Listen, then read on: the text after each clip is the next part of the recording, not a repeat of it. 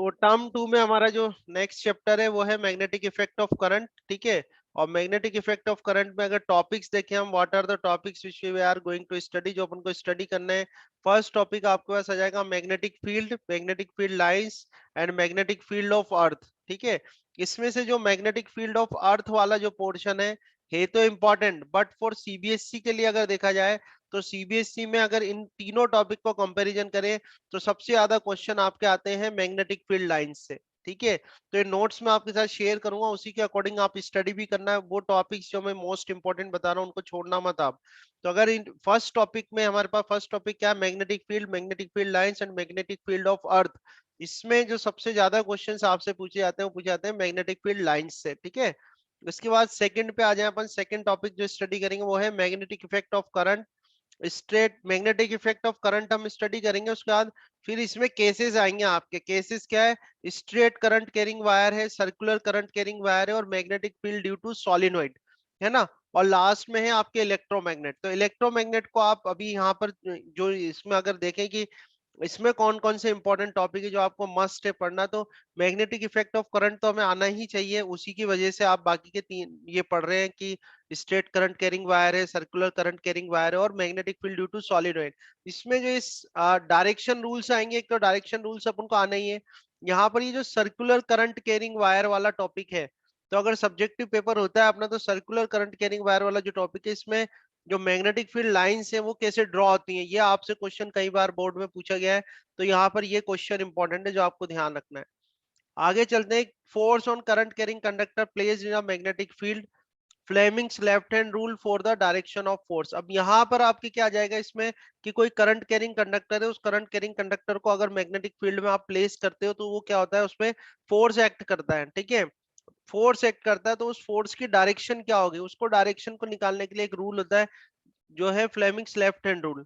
तो एक तो हमें Fleming's left hand rule learn करना पड़ेगा, ठीक है। फ्लेमिंग्स लेफ्ट हैंड रूल ये इंपॉर्टेंट है, इसको लर्न करना पड़ेगा। और ये जो है यही प्रिंसिपल है इलेक्ट्रिक मोटर का। इलेक्ट्रिक मोटर जो है ये इसी प्रिंसिपल पे वर्क करती है। तो इलेक्ट्रिक मोटर भी हम स्टडी करेंगे। इलेक्ट्रिक मोटर में जो मेनली क्वेश्चन आपका आता है इलेक्ट्रिक मोटर में, आपसे प्रिंसिपल पूछ लेते हैं, प्रिंसिपल क्या है। फिर कई बार जो पार्ट्स होते हैं उनकी वर्किंग पूछ ली जाती है इलेक्ट्रिक मोटर में, कंप्लीट इलेक्ट्रिक मोटर नहीं लिखने को आती है, ठीक है, पेपर में। तो या तो प्रिंसिपल आपसे पूछ लेंगे, प्रिंसिपल पूछ लिया, या फिर जो उसके पार्ट्स हैं पार्ट्स की वर्किंग आपसे पूछ लेंगे, है ना। तो ये एक पोर्शन है, ये दो पोर्शन में बटा हुआ है चैप्टर जो है आपका। ये फर्स्ट पार्ट है, ये वाला क्या है आपका फर्स्ट पार्ट है इस चैप्टर का, ये फर्स्ट पार्ट है, ठीक है। तो फर्स्ट पार्ट में 1 2 3 4 ये टॉपिक कवर हो रहे हैं। अभी जो फर्स्ट पार्ट की बात कर रहा हूं मैं, फर्स्ट पार्ट एक्चुअली बता क्या रहा है। फर्स्ट पार्ट आपको बताएगा magnetic effect of current. Magnetic effect of current का मतलब है कि इलेक्ट्रिक करंट की वजह से, because of electric current the magnetic effect will produce, या मैं कह सकता हूं कि मैग्नेटिक फील्ड जो है वो प्रोड्यूस होती है।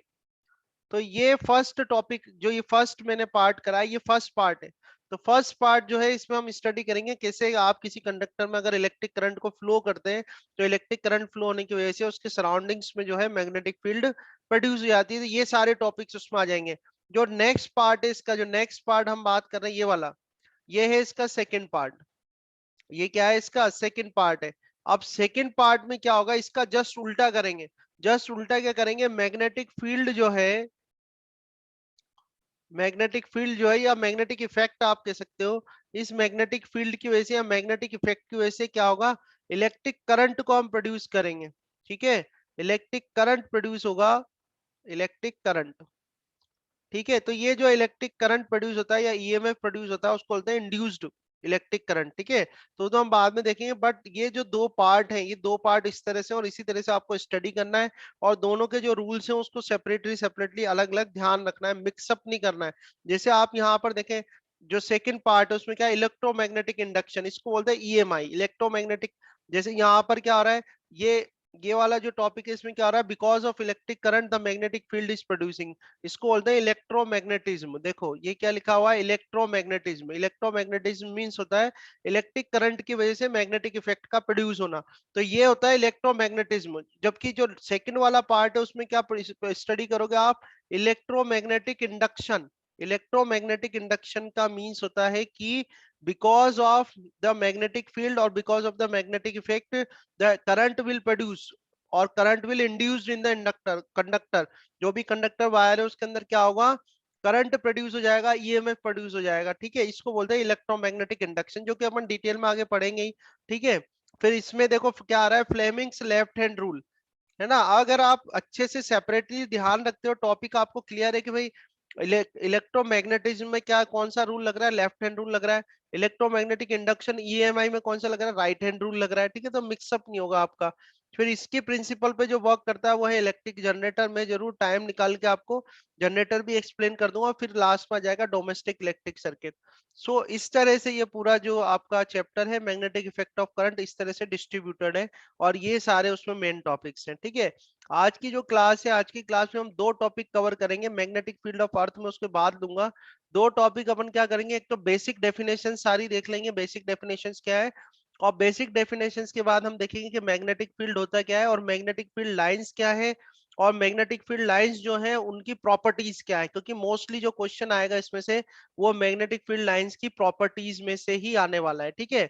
नोट्स हमारे पास अवेलेबल है, कहीं भी आपको क्वेश्चन कुछ लगता है मुझसे कि सर ये कैसे कॉन्सेप्ट आया, ये कैसे एक्सप्लेन हुआ, ये कैसे हो गया, तो आप बेझिझक अपना क्वेश्चन पूछ लेना, डाउट में मत रखना, क्योंकि मैंने क्या कहा, इसमें से कोई न्यूमेरिकल न्यूमेरिकल आने के चांसेस बहुत ही बहुत बहुत कम है। तो क्वेश्चन जो आएगा वो कॉन्सेप्चुअल क्वेश्चन ही आएगा। अब कॉन्सेप्चुअल क्वेश्चन आएगा तो कॉन्सेप्ट आपके उसमें क्लियर होने चाहिए, तभी आप कॉन्सेप्चुअल क्वेश्चन के आंसर कर सकते हो, या फिर रट के जाओ, ठीक है। तो रटने की तो कोई जरूरत है नहीं, आप जब पढ़ रहे हो तो रटोगे क्यों, ठीक है। तो हम स्टार्ट करते हैं आज की क्लास, ठीक है। तो फर्स्ट आप देखें, ठीक है। अब ये लेक्चर में स्टार्ट कर रहा हूं बेटा, और बिल्कुल क्लियर रहना, जिस तरह से मैंने आपको इंट्रोडक्शन दिया है शुरू में। इंट्रोडक्शन क्या दिया है कि चैप्टर जो है दो पार्ट में है, एक तो है इलेक्ट्रोमैग्नेटिज्म और दूसरा है इलेक्ट्रोमैग्नेटिक इंडक्शन। अभी हम ये 1 2 3 4 ये चारों टॉपिक किस में पढ़ने वाले हैं, इलेक्ट्रोमैग्नेटिज्म में। इलेक्ट्रोमैग्नेटिज्म होता क्या है, इलेक्ट्रिक करंट की वजह से मैग्नेटिक इफेक्ट का प्रोड्यूस होना इलेक्ट्रोमैग्नेटिज्म कहलाता है। बहुत इजी सी बात है, सिंपल सी बात है, ठीक है। पर इस इजी सी सिंपल सी बात को किसने देखा था सबसे पहले, किस साइंटिस्ट ने इस पे एक्सपेरिमेंट किया था, वो हम देखेंगे, ठीक है। उससे पहले देखो आप, बहुत सिंपल सा हम करते हैं, magnetic effect of electric current, इसका मतलब क्या होता है, इसको समझना है हमको। तो इसको समझने के लिए बहुत एक छोटी सी एक्टिविटी करिए, जो कि आप अपने घर पे भी कर सकते हो, बहुत इजी एक्टिविटी। हमने क्या करा, एक लॉन्ग लार्ज आयरन नेल ले ली, ये आयरन आयरन नेल ली हमने, इस पे क्या हुआ, इंसुलेटेड कॉपर वायर को लपेट दिया, दिख रहा है आपको, इंसुलेटेड कॉपर वायर को लपेट दिया। अब इंसुलेटेड कॉपर वायर को लपेट दिया, और यहाँ पर अपने पास 4.5 वोल्ट की एक बैटरी है अभी इनिशियली, और यहाँ पर छोटी छोटी नेल्स रखी हुई है, अपने टाइनी आयरन नेल्स रखी हुई है। ध्यान से सुनना जो जो बातें मैं बता रहा हूँ, और बाद में जब वीडियो अपलोड करूंगा तो वीडियो को भी देख लेना, जो भी चीजें एक्सप्लेन कर रहा हूँ ध्यान से समझो, ठीक है। अब क्या कर रहे हैं, इनिशियली क्या है कि इसको क्लिप को यहाँ से निकाला हुआ है, ये वायर को अपन ने सेल से कनेक्ट, यानी यहाँ से मान लो इसको ओपन किया हुआ है मैंने, ये कनेक्टेड नहीं है अभी, ये जो पॉइंट है ये अपन नॉट कनेक्टेड है, इसको कनेक्ट नहीं किया हुआ है मैंने। अब कनेक्ट नहीं किया, करा क्या है, लार्ज आयरन नेल थी, उस पे इंसुलेटेड वायर को मैंने लपेट दिया। अब अगर मैं इनको इस नेल्स के पास लेके आता हूं, तो ये बताओ क्या ये जो बड़ी वाली नेल है, लार्ज जो आयरन नेल है, ये इस छोटी नेल्स को अट्रैक्ट करेगी कि रिपल करेगी, अच्छा। बोलो क्या करेगी भाई, बाकी भी सब बताओ। हाँ, अगर यहाँ पर ये सर्किट ब्रेक किया हुआ है मैंने, और इस लार्ज आयरन नेल को सर मैं, कुछ भी नहीं करेगी। क्या होगा कुछ बेटा, भी नहीं होगा, कुछ कुछ भी भी नहीं सर नहीं होगा। कुछ होगा, भी नहीं यू कैन, होगा क्योंकि यस इलेक्ट्रिक यस, करंट ही नहीं आता। करंट फ्लो नहीं हो रहा है, यस। तो देखो आप ये भी देखो कि भाई कर क्यों रहा हूं मैं, ये क्यों बता रहा हूं आपको, मैं इसलिए बता रहा हूं कि मैं ये अपन ये जानना चाहते हैं कि भाई क्या करंट की वजह से मैग्नेटिक इफेक्ट प्रोड्यूस होता है क्या। हम ये जानना चाहते हैं कि अगर करंट फ्लो होता है तो मैग्नेटिक इफेक्ट प्रोड्यूस होता है क्या, ये पता करना है मेरे को। तो अभी हमने इसको सर्किट को ब्रेक करा हुआ, सर्किट को ब्रेक करा, मैं इन छोटी नेल्स के पास लेके आया इसको। तो ये छोटी नेल्स को, बिल्कुल टाइनी नेल्स को क्या करेगी, कोई अट्रैक्ट वट्रैक्ट नहीं करेगी। पर अगर आपने सर्किट को पूरा कर दिया, आपने क्या करा, इस सर्किट को पूरा कर दिया, इस सर्किट को ऐसे कनेक्ट कर दिया, तो जैसे ही आप सर्किट को पूरा करोगे, अगर मैं कहूं कि ये मेरा प्लस का टर्मिनल है और ये मेरा माइनस का टर्मिनल है, तो करंट जो है वो प्लस से माइनस की तरफ जाएगा, कोई दिक्कत नहीं है। अब हम क्या करेंगे, क्योंकि एक्टिविटी परफॉर्म कर रहे हैं, हम कोई थ्योरी नहीं बता रहे। अब अगर आप इस नेल को इन टाइनी नेल्स के पास लेके जाओगे, तो ये जो लार्ज नेल है ना, ये इन टाइनी नेल्स को क्या करेगी, अट्रैक्ट करेगी, क्या करेगी, अट्रैक्ट करेगी। तो ये हमने एक छोटी सी एक्टिविटी करी है, ठीक है, ये हमने एक छोटी सी एक्टिविटी परफॉर्म करी है। अब मैं यहाँ पर एक टर्म डिफाइन करता हूं और वो टर्म है मैग्नेटिज्म। क्या टर्म डिफाइन कर रहा हूं मैं? मैग्नेटिज्म। मैग्नेटिज्म क्या होता है? What is a magnetism? तो मैग्नेटिज्म क्या होता है? It is a property of a substance due to which it will attract the materials like nickel, iron, cobalt.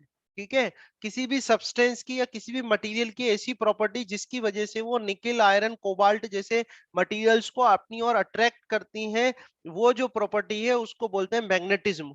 और जो भी सब्सटेंस या जो भी मटेरियल जिनमें मैग्नेटिज्म की प्रॉपर्टी होती है उनको हम बोलते हैं मैग्नेट। बोलो, समझ में आई नहीं आई बात? सर ठीक है, मैग्नेटिज्म की एक बार प्रॉपर्टी वापस समझा दीजिए। मैग्नेटिज्म मतलब मैग्नेटिज्म का मतलब होता है कि it is a property of a substance due to which it attracts the materials like nickel, iron and cobalt. ठीक है, निकल, आयरन, कोबाल्ट ये जो मटेरियल्स हैं इनके अगर इसके पीसेस हैं, इनके पीसेस को कोई मटेरियल जो दूसरा सब्सटेंस है वो अट्रैक्ट करता है, तो वो जो प्रॉपर्टी है उस मटेरियल की या उस सब्सटेंस की, उस प्रॉपर्टी को अपन क्या बोलते हैं? मैग्नेटिज्म। ठीक है, so magnetism is a property of a substance due to which it attracts the small pieces of material like nickel, iron and cobalt, and the substance which have the property of a magnetism is called magnet। उसको हम क्या बोलते हैं? Magnet कहते हैं।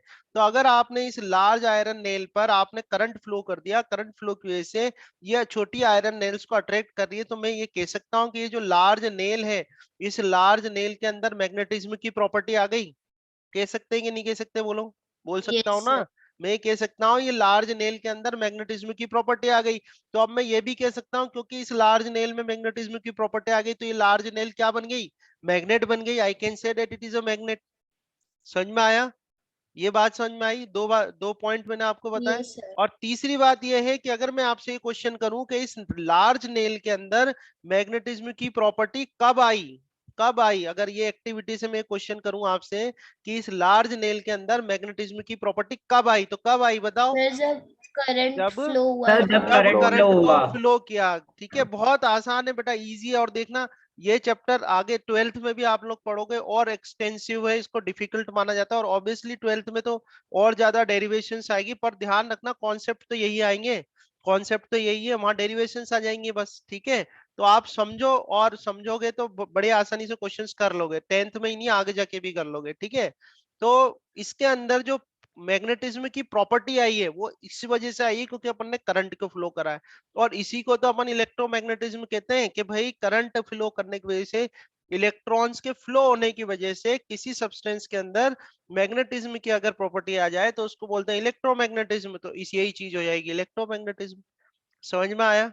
तो ये जो मैंने एक्सप्लेनेशन आपको दिया है, इस इन्हीं एक्सप्लेनेशंस को कुछ वर्डिंग्स में भी मैंने यहाँ बताया हुआ है नोट्स में। तो एक बार मैं नोट्स आपको बता देता हूँ। That the term magnetic effect of electric current means that an electric current flowing in a wire produces a magnetic field around it. ठीक है, अगर इलेक्ट्रिक करंट फ्लो करते हैं अपन किसी कंडक्टर वायर में, तो उसके अराउंड क्या होता है? मैग्नेटिक इफेक्ट या मैग्नेटिक फील्ड क्या होती है? प्रोड्यूस हो जाती है।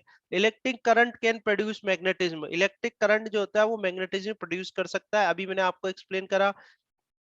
इसके बाद मैंने आपको मैग्नेट की डेफिनेशंस बताई थी। तो मैग्नेट क्या? Magnet is an object which attracts pieces of iron, steel, nickel and cobalt. ठीक है, very easily you can, if someone asks you that what is the magnet, so a magnet is an object which attracts pieces of iron, steel, nickel and cobalt. ठीक है, अब इसके बाद ये आपने magnet की बात करी। अब देखो मैग्नेट जो होता है, अब मैग्नेट दो टाइप से आप डिफाइन कर सकते हो मैग्नेट को। ठीक है, दो टाइप से अपन मैग्नेट को डिफाइन करते हैं। एक तो मैग्नेट जो मिलता है वो नेचुरली मिलता है, तो उसको हम बोलते हैं नेचुरल मैग्नेट। क्या बोलते हैं? Natural magnet. हाँ, वो एक इशू अपन बात करते हैं उस पे। ठीक है, बिल्कुल बताऊंगा मैं आपको क्यों अट्रैक्ट करता है। ठीक है ना?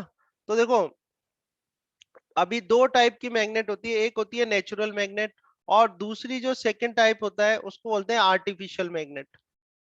सेकेंड टाइप की जो मैग्नेट होती है उसको बोलते हैं आर्टिफिशियल मैग्नेट। ठीक है, सेकेंड टाइप की जो मैग्नेट होती है उसको बोलते हैं आर्टिफिशियल मैग्नेट। तो natural magnet, obviously natural magnet क्या होगी? नेचुरल मैग्नेट वो होगी जो नेचुरली मिल रही है।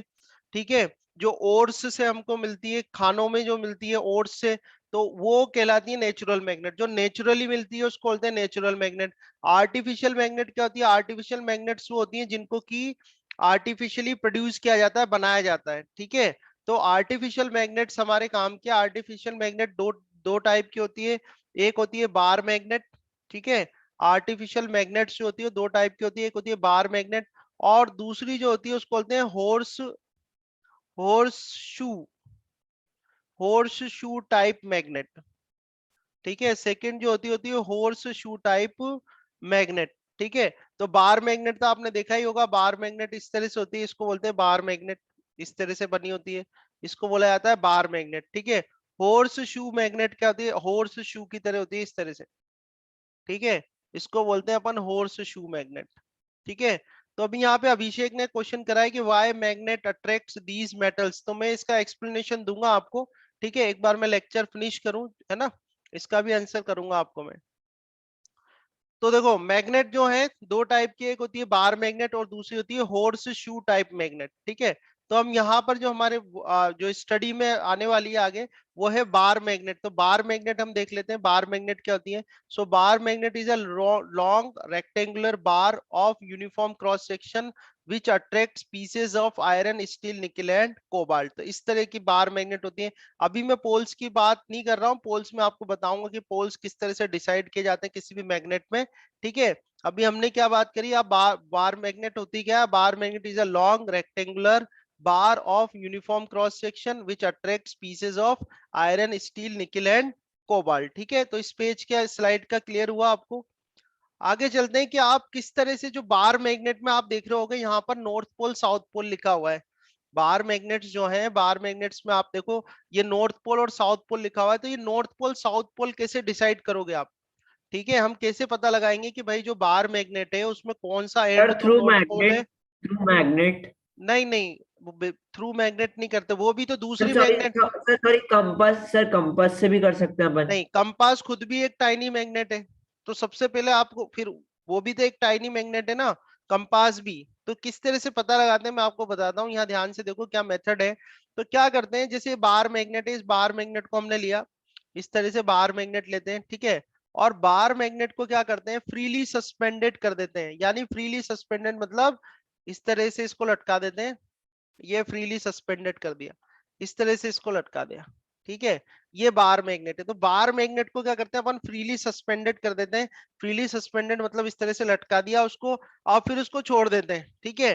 तो आप देखोगे कि उसके जो एंड्स होते हैं वो एक, हर बार आप उसको घुमा के भी छोड़ो तब भी वो एक पर्टिकुलर डायरेक्शन में अलाइन हो जाएंगे, बार बार आप उसको डिस्टर्ब करके भी छोड़ दो तब भी वो पर्टिकुलर डायरेक्शन में क्या होंगे, अलाइन हो जाएंगे। तो देखो ये जो ये हम ले लेते हैं भाई, इस तरह से इसकी, ये इस बार मैग्नेट की क्या है, ये एक्सिस है, ये एक्सिस हो गई।